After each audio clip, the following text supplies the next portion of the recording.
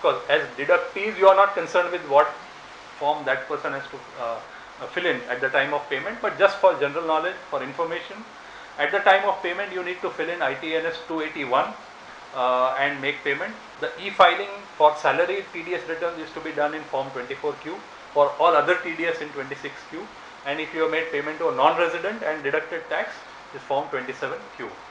The TDS certificates that we get as the end user, as the person from whose money tax has been deducted, are only of two types.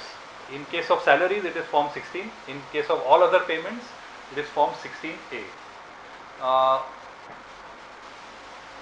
Recently, or not very recently, but sometime in the last couple of years, the government has transferred the entire TDS administration from the earlier NSDL, earlier supplier vendor called NSDL, to itself, and that itself is then at the back end managed by Infosys.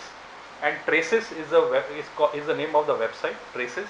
And now the deductors have to mandatorily generate the TDS certificates from that Traces website. So that has been a fantastic step, because what was happening was that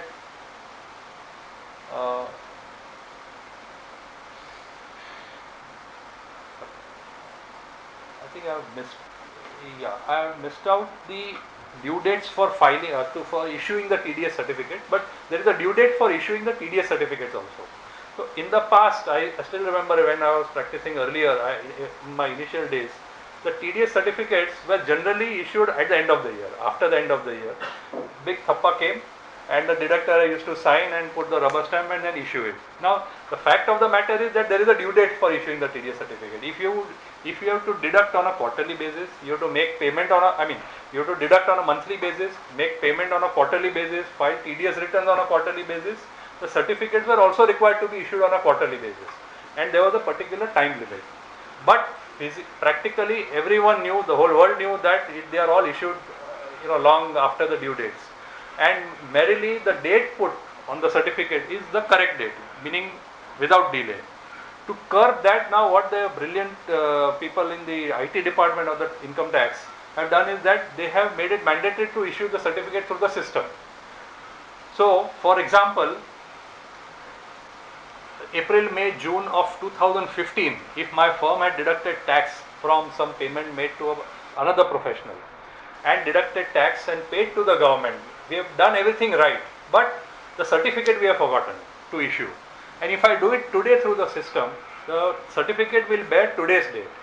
So the government easily knows that I have delayed the issue of TDS certificate, and through the system itself I will get a notice for interest payment for the delay in issuing the TDS certificate. So this is something good, because this will bring everybody, bring discipline into the deductors. For companies and those who have a tax audit mandatory, for them tax has to be paid electronically and you cannot make physical tax payments. So that is something, again, it's a complete sea change which has happened in the last 10 years. Of course, the UPA government has brought this in, but I would feel that it is a great move, because now most of us have net banking. We are comfortable with dealing on the banking front on the internet.